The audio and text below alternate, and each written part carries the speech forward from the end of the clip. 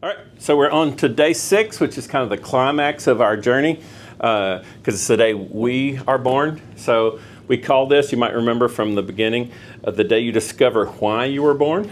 And so I have 3 parts to this class. Each one of them could be a whole class. And so if like one of them resonates particularly, we can maybe revisit it or something. But the first one is just just a minute about why were we born. And then the second thing is talking specifically about how that applies to our marriages. And then the third one is how it applies to our adult children. Okay? So, answer the question, discussion.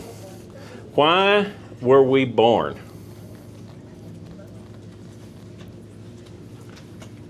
Glorify God. To glorify God. Okay? Westminster Shorter Catechism. To glorify God and enjoy Him forever. Is that how it says it? Somebody's more Westminster than me, probably. But okay, what else? Why were we as humans born? It's not a trick question. To serve. All right. Fill the earth. What? Fill the earth? Okay. That was certainly our original mandate, right? In Genesis? To love and be loved. All right. Both directions. Okay? To be in relationship. That's what the sermon was about this morning.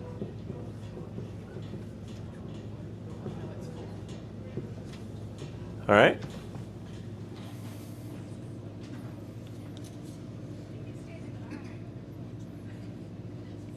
More? There's a lot of ways to say it. So give me a few more.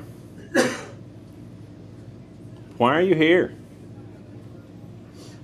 Hard to know what to do if you don't know why you're here, huh? I mean, we're called to be disciple makers.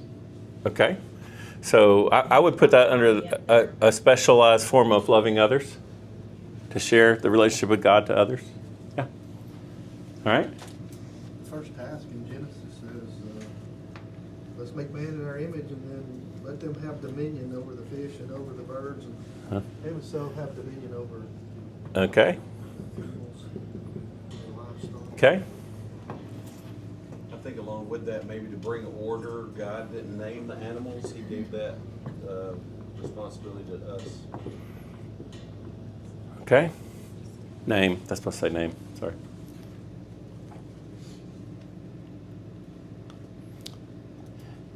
My favorite formulation of the answer to this question I've ever heard is by William Blake, the poet, who said, "We're here to learn to bear the beams of love." I just love that. So what's that mean? Let's. He's not. He was an inspired poet, but he's not inspired in the same way Scripture is. So I'm not trying to elevate it to Scripture, but let's just pretend that he's right, and think what does that mean to learn to bear the beams of love? Goes back to suffering that you talked about. Explain. Good. Yes, Yeah. and explain more. Well, bearing the beam, Yeah. it's heavy. Yeah. It requires a lot. Okay. Good. I like it. Yeah. There's love has a weight to it, right? It's not always easy. Another formulation that Stephen Covey, y'all know Stephen Covey? Y'all are all old enough to remember his book. Do you remember what he says? To live, to love, to learn, and to leave a legacy. That's pretty well formulated. I mean, there's a lot, if you unpack that, there's a lot there, and it goes very well with the Bible and what we've been talking about in this class. Here's a real different way of saying it. I want to get your reaction to this. I don't think I've ever taught this publicly, but I think it's an interesting one. We're here to remember who we are. What do you think about that one?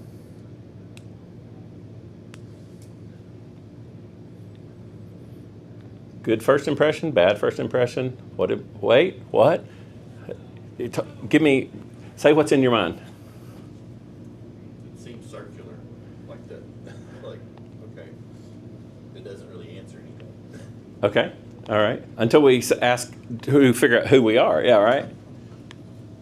So who are we? I would probably change the who to whose. Okay. Who- And I've heard it. Some people say, remember who and whose you are, to put both of them together. All right.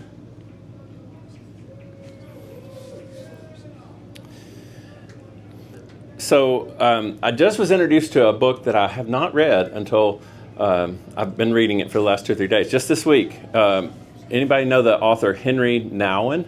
He wrote The Wounded Healer, which I have read, which is awesome. But he has another one called The Life of the Beloved.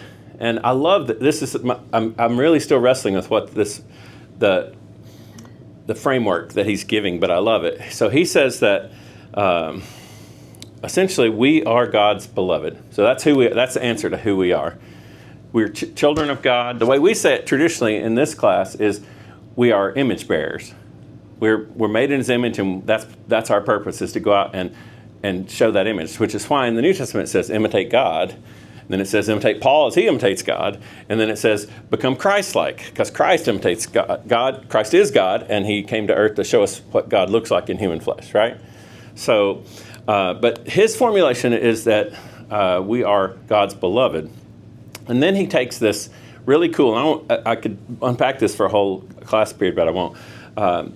He looks at the Lord's Supper, and when they're given the Lord's Supper, he takes the bread, blesses it, breaks it, and then gives it.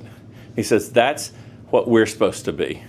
First, God has taken us. He takes us up, so He's chosen us. That's part of our being His beloved. And then He blesses us. You're under a blessing, not a curse. And then there's suffering, right? Which we can't get away from, right? He breaks us. But when you're broken in that context, it's not so bad, right? It's within the context of a blessing. So he unpacks in a beautiful way. It's one of the best unpackings I've seen of suffering, where he says, if you experience suffering and brokenness and you think you're under a curse, what you do is you let that mean, see, I told you I was no good, and this proves it. I told you God didn't love me, and this proves it. And so what you make your suffering mean makes a difference. But if you say, no, I am God's beloved, I am blessed by God, and then you suffer, then you say, oh, He's just pruning me. He's just making me a better person. He's teaching me an important lesson. See how the difference is? So the blessing comes first, and then the brokenness is within a context of blessing. And it has the power to transform us then. And then, what's He do? He gives it to them to eat. So then that's our final mission, is to go out into the world and love the world, right? And share all the stuff, all the blessings we've gotten from being His beloved. We know what our identity is. From being blessed, we know what our relationship with God is. From being broken, here, I'm going to serve you because I have also suffered like you. And then you go out and you give that to the world as broken bread. So we are the broken bread. You like that? I thought that's pretty cool. And I think it relates to what we're talking about, which is, why were you born and who are you? Okay? All right, so the traditional answer that we have given in this class to why you're born is, we usually break it into 3 pieces, and I'm not going to take a lot of time to unpack this because we'll do it later, but we usually say it's to love because we're image bearers and God is love. So we're to love. We're to create because God said, I make you in my image, in the middle of being a creation, to creating the greatest thing ever, the universe, right? And then to steward, which He says, go and take care of my stuff. Have dominion, care for my garden, all that, right? All right, so to love, to create, and to steward. So this week, I'm going to unpack a little bit of the love, and then in a few weeks, Evan's going to unpack create and steward, okay? So that's where we're going. Now, this is where I'm going to sit on my stool because I'm taking my expert hat off and saying, I need your help on this because these are hard subjects. And I figured it up, and I think there's about 600 years of marriage experience in this room right now. So we're going to talk about marriage for 15 minutes, and then we're moving on. We're going to talk about kids then, all right?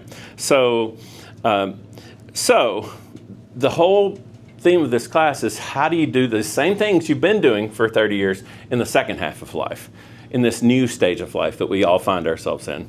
And so, do you think it's different to love your spouse in the second half of life than it was in the first half? What part of the second half you've lived so far? Is it a different thing? Or is it the same thing?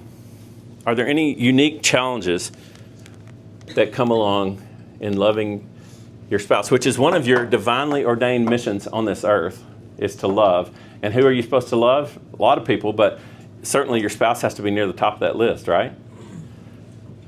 So, what are the unique challenges? Here, I'm going to sit down so you'll talk.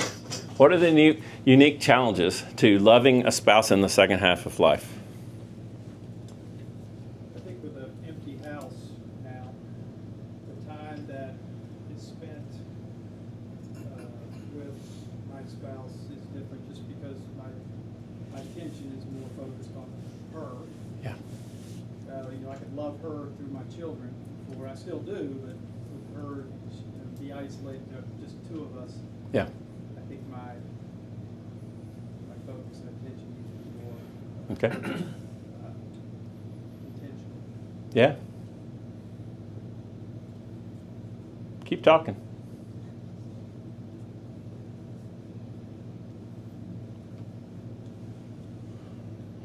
I've got 15 minutes. So. I think a challenge is getting back in rhythm with each other when you have so much more time. And for me, it's not getting bored because we have all this time on our hands and I want to go and do. And so I'm constantly like, okay, how are we going to fill this time? I don't want to just sit on the couch and watch Survivor. We're going to do something. So we're working on finding our rhythm again. Yeah.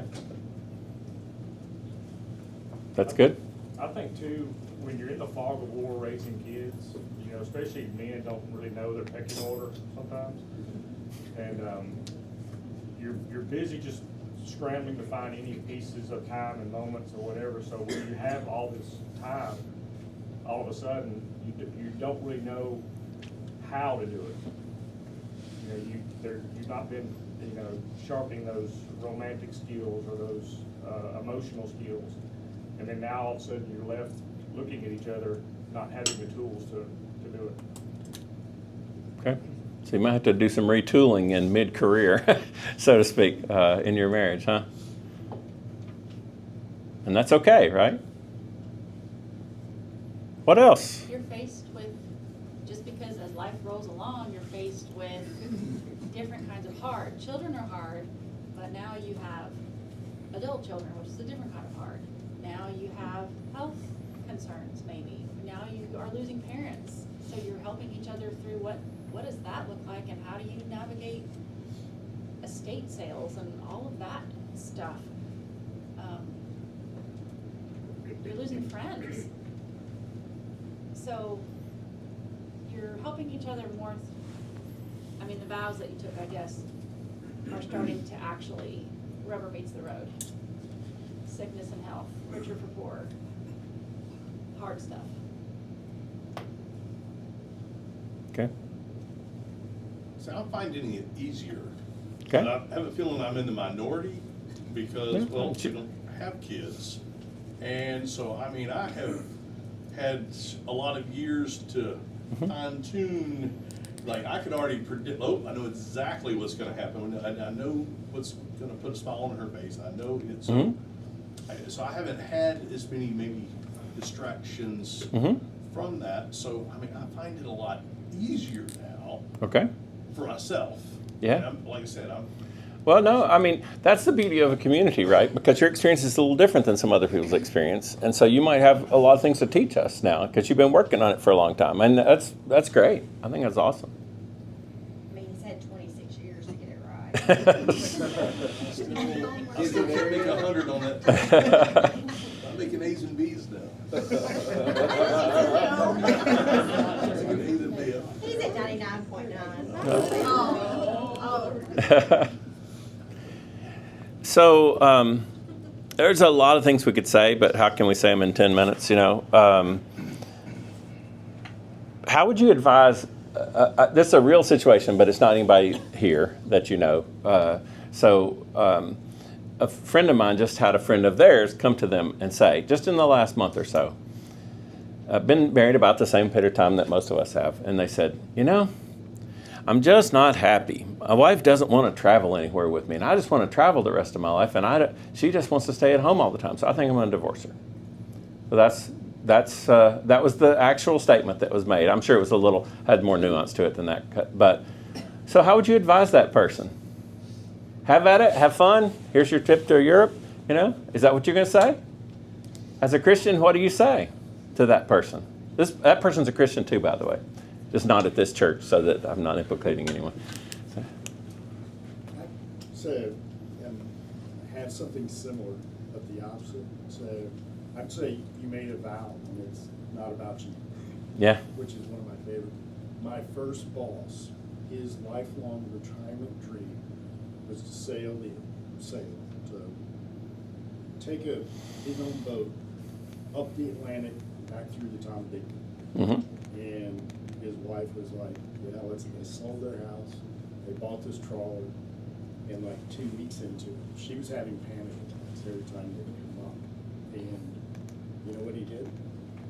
He sold the boat. I mean, she told him, she's like, you can get a 21-year-old to be your first mate. She goes, but I can't do this. And you know, that was his dream. That was his retirement. That's all he wanted to do. And they sold the boat and moved back to Florida. And to me, that's the answer that should be given to that person. You've made a commitment. Okay. I think the relationship that we have with each other is obviously important and needs worked on, but it also makes me think, like Grant just gave some advice to a friend that came in and he just wasn't real happy in his relationship with his wife, and he was like, do you guys go out? Do you do stuff? He's like, yeah, I mean, we do sometimes. He was like, on your own or with other people? And he was like, usually just on our own. He was like, you need to get some friends. Okay. Like, friends are important, and I think about this traveling and stuff, like, I mean, they both need to give, clearly. Like, she's gonna need to travel some, and he's gonna need to stay home some. But, I mean, maybe it's also some other friend relationships or couples that they could be with to travel with, or maybe that person needs to travel with a girlfriend, you know, as in, if it's a girl, yeah. Yeah. So, do you know the author Larry Crabb? Anybody ever heard that name? He's a Christian psychologist, and he used to write a lot of books. He's old now, so he probably hadn't written any in a little while. But he wrote a book, I don't know, 25 years ago maybe, that said that he makes his living being a counselor, but he thinks that most of the things he does, 90+% of the things he does as a counselor could be done by the community, if they just would. By the people, if you have a true, close-knit, honest, authentic Christian community, that community can provide at least 90% of what he could provide as a Christian counselor. What do you think about that? Do you have a community that you can do that with? If you're having serious marriage problems, you have people you can go to and work through that in an honest, respectful, confidential, authentic way? Is that fair? Do you think that's a legitimate thing to say? Yeah? I think it's a good thing. If you ever try to give somebody advice that they don't hear, it don't go over too good. I've never done that. We'll get to that in our next 15 minutes with our kids.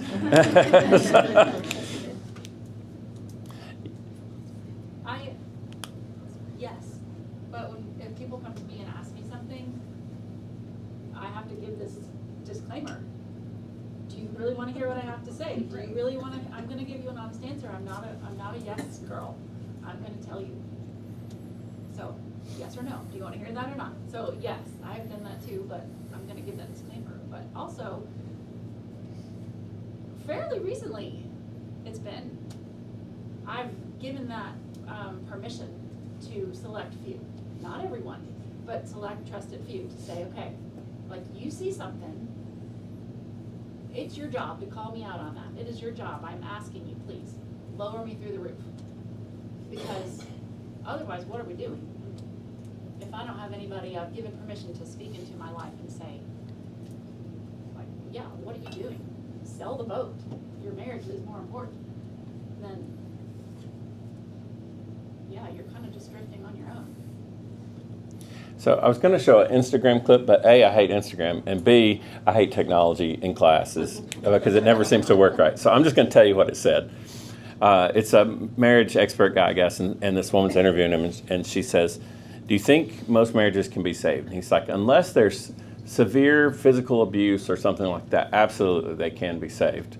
And he says one of his favorite things to tell people, it was a quote from somebody else who said that most people have 4 or 5 great loves in their life. And if you're lucky and you work real hard, it can all be to the same person. But you're going to have 4 or 5 different marriages in the course of 50 or 60 years. And we have found that to be true. I don't know if anybody else found that to be true. I mean, I thought I knew the rules for the first 5 years, and then they all changed. I'm like, wait a minute, those are not the rules we agreed to. So we changed them. And then the next 10 years, we had rules, and then they changed again. And so you're not the same person. She's not the same person. I'm not the same person as we were. But if we made a commitment, and it's not perfect, but we made a commitment a long time ago to say, well, we're going to grow together. We're not going to grow apart. And we're on the same team. Because isn't it easy to get on opposite teams and just be at odds? So we have to remind ourselves, hey, we're on the same team. We're looking out at the world, against the world, not against each other. And so just remembering, hey, it might be a new thing, but I get to fall in love with this new person all over again is very useful, I think. The other thing I would say for us after 50 is that we've done a whole lot of work on ourselves. And that's probably been the thing that's helped our marriage the most, is not working on our marriage, but working on me. When I become a better person, all of a sudden my marriage magically gets better. And when she becomes a better person, all of a sudden magically our marriage becomes better. And so much of what we found, it might be different than your story, but what we found is the things that triggered us and made us get in arguments had more to do with me and not with us. And when I stopped being so triggered by something she did that maybe my mom did or, whatever, then all of a sudden our marriage is like more calm and more peace and more love and more joy. So other thoughts about marriage before we move on to kids? I think if I'm looking at the people who have children and they're grown, that now you have time for communication. And that's the one thing we've always had time for, is to sit and talk. We love to sit and talk. We talk for hours a day, just us, and we've Yes, never we do. had any. And we've never really had that interruption. Yeah. Of children or things. Yeah. Now, I will say this, with his hearing loss, that has become very difficult. And he's tired because he's processing what I'm saying. Right. And then I'm tired because I'm trying to get him to understand what I'm saying. And so in our second part of our marriage here, that has become a real challenge, and that's gonna happen to everybody. Right. Probably with hearing, maybe not to this degree, but just making that time just to talk about life. Yeah. Has made us so strong as a couple. So I think probably almost half the people in this class went through grown kids way back when. And one of the things that is foundational to that when your kids are young is couch time, right? Well, guess what? The need for that doesn't go away when the kids go out of the house. In fact, it gets greater, right? So just sitting and talking, just taking time to process life. Another thing, and I'll get this wrong, so maybe Bonnie can help me, but I heard it was a quote from a movie, and I didn't see the movie, I just saw the quote, and it was awesome, was that it's nice to have at least one other person in the world who just bears witness to my life, all the ordinariness of my life, the little things that nobody else would even care about, but this one other person can be a witness to that. And to me, that's a beautiful thing, and that just takes time. We're just talking about little mundane things. Hey, I planted this flower. Hey, did you see that rabbit in the yard? You know, whatever the things are, nobody else cares about that. It's not enough to bring it to your other friends even. It's just, but your spouse, you can share even little things like that. So, other thoughts? It can be tough, and if you find yourself in a tough place, there is help. There is help. You can do it. I believe in you. I really, genuinely. I'm not saying that flippantly. And it's worth it. Anything else? All right. Probably should have 13 weeks on that subject, but let's go on. Adult children. All right. Here. I even feel less qualified to teach this part of it than I do the first part. And so I have a handout of somebody smarter than me. So I will say that, well, I'll say a few things. One,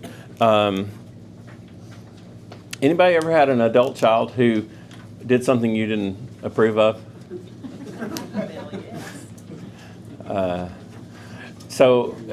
Even, kids who turn out like really great and that you really think they're awesome and all that, still are going to do things you don't approve of, probably. And then sometimes they're going to do things much worse than that, right? That totally and utterly disagrees with your values altogether. And I've had both experiences, and I would say it might be the hardest thing I've ever been through in my life, at least certainly in the top 5. And so what do we do with that? How do you parent adult children? What's our role now? How's it different when they're 25 than it is when they're 10? Yeah? I think someone gave me this advice, and it's hard, but it's so good. When you want to say it, pray it. Yeah.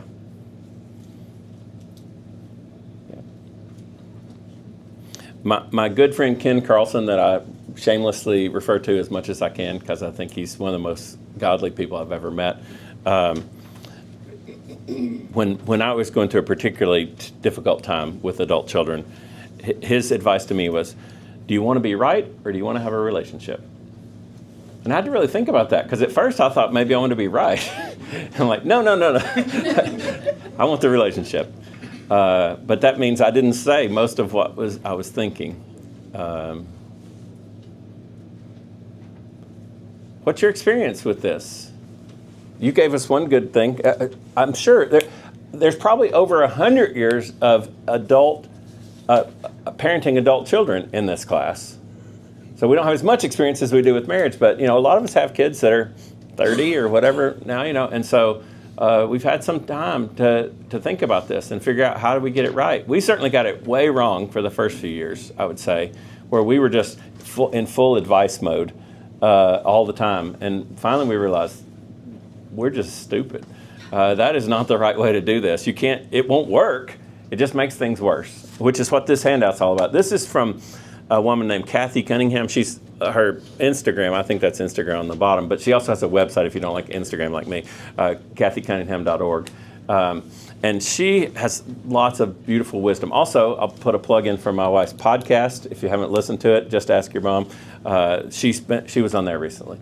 And she has as much wisdom about this as anybody I've ever heard, about how to not destroy your relationship with your kid. And then the second half, so this is just good general advice for all kids, whether you're really close to them or not. And then the back half is, what if your kids are deep into an addiction, or have lost their faith, or they're really doing things you don't like.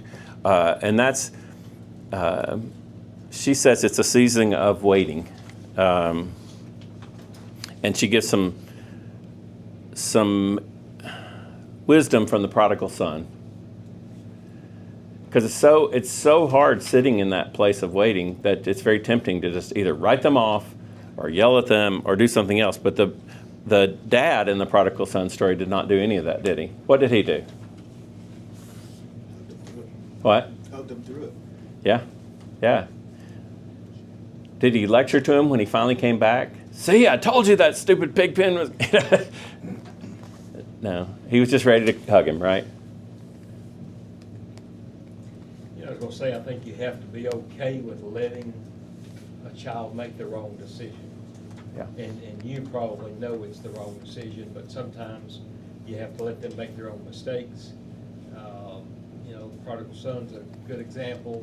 He knew what was probably gonna happen, but, because it hurts you when you're having to do that. But sometimes that person has got to go through that experience to grow as well. Yeah. All right, give me your 100 years of wisdom. I want to hear more. I need all the help I can get. What would you say? What would you advise? What have you found to work? Yeah. I think our roles change from being a parent to being a coach. Okay. Instead of parenting, you encourage, and listen. Okay.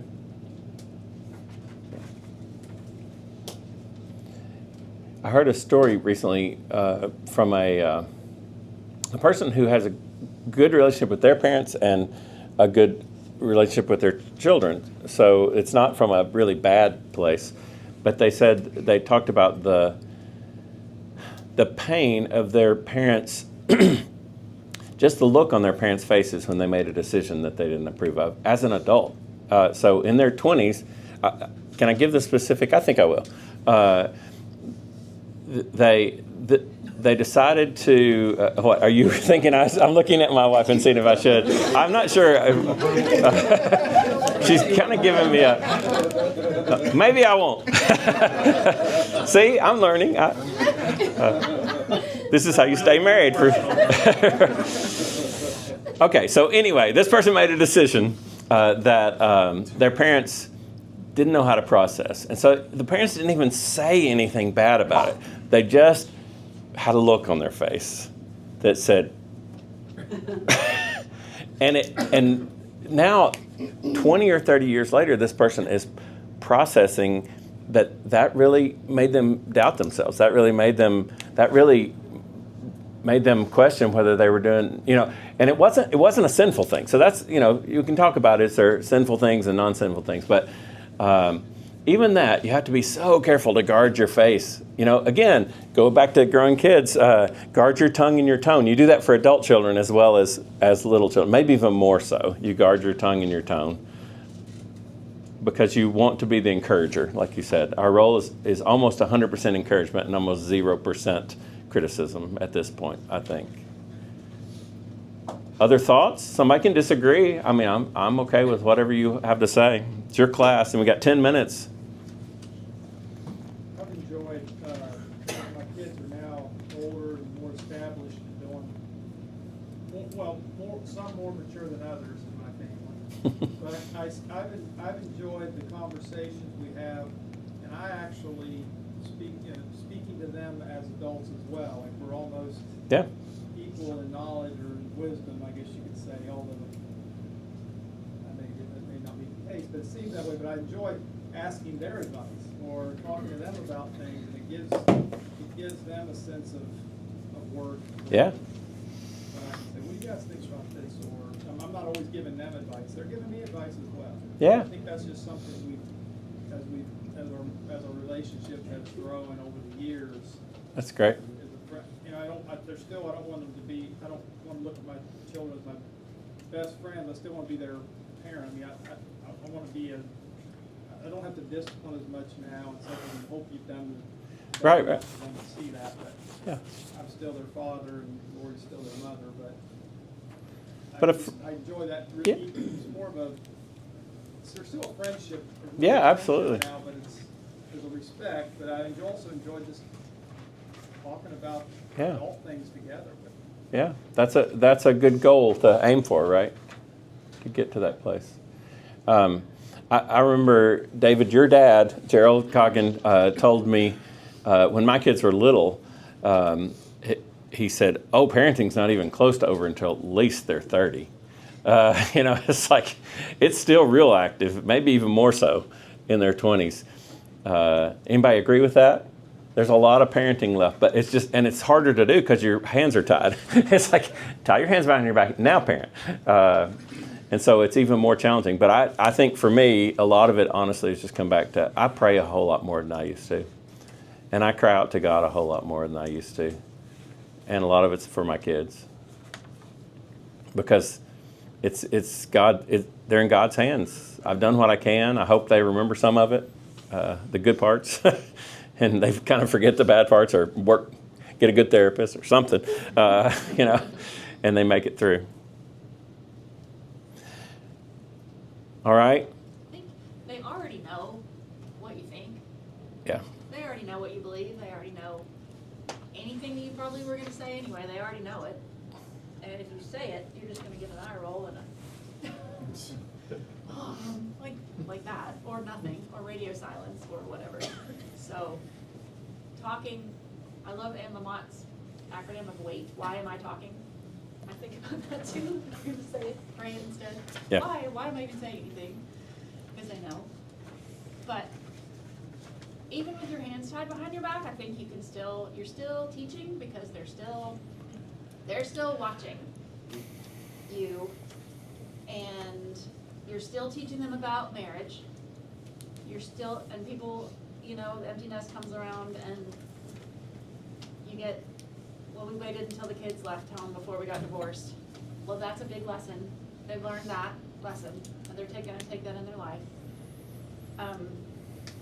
They're still watching you deal with all the stuff we just talked about marriage. They're still watching you deal with losses in your life, and suffering in your life, and maybe financial setbacks in your life, and all the rest. So you're still doing kingdom work, I think. They're learning. I learned how to die well from my father. You're still learning up until the last minute, so I wouldn't discount your influence.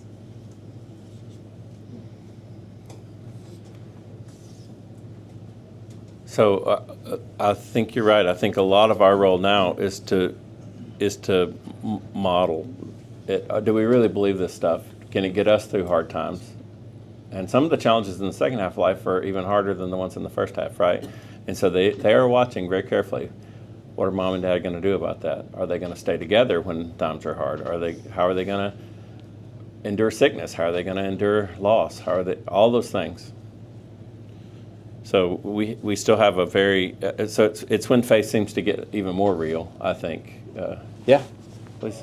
I think in the context of the name of our class, Yeah. as we think of legacy, we're thinking of our legacy. And they are our legacy. And we've got to be okay with it just being okay. Like, our legacy is our legacy, but it's not necessarily hinged on the success or failure of our kids. Okay. Because they're going to do whatever it is that they're going to do. Right. And as we were preparing for Delaney to get married, Amy and I had the conversation of, she wanted, she likes to control a little more than I do. And I remember looking at her and saying, we have to be okay with accepting the fact that she may marry him and then move to Montana and live in a cabin with no electricity. Mm-hmm. And have a different level of success than what we do. But we've worked to succeed, and we've all worked to provide for our kids, and we're probably all guilty of over-providing for our kids. But now it's their scoreboard. Mm-hmm. We're scoring on our scoreboard, no matter the phase or the quarter. If we're in the end of the third and start of the fourth quarter of our marriage, this is what the scoreboard is for us, right? Mm-hmm. They're in a completely different thing. Yeah. And their scoreboard doesn't impact ours. And we have to, I mean, just, if Kendall just graduated college with a degree, and if she doesn't do anything with it, goes to Walmart and works as a teller, that's Kendall's decision to do that. And that doesn't necessarily reflect on Robert and Amy that she's a failure, or that's not our legacy. She's just a Walmart worker. I don't know what we're gonna do. We tried to teach her right and all that. No, it's just that's what she did. I think that's difficult. I mean, we've had long conversations about that. And anyway, I think we all have to be okay with our kids determining what's okay for them. But in Growing Kids God's Way, we discussed these challenges before they happened. And I find myself so often talking to friends and saying, why did no one warn us how hard this stage was, where we could have prepared for it?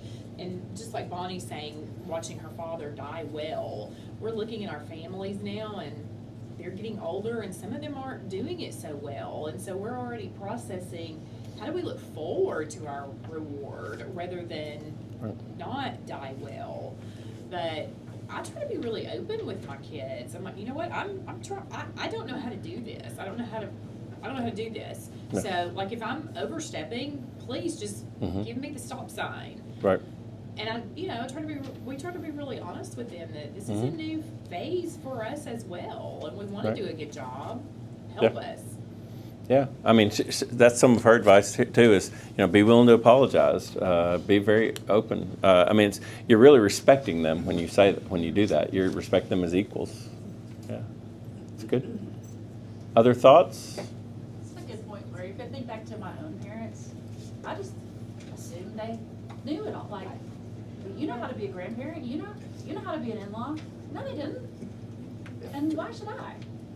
So to tell them, to just be like open, like, this is, never done this before, really is helpful for a 20-something-year-old to go, oh, yeah, I guess you haven't.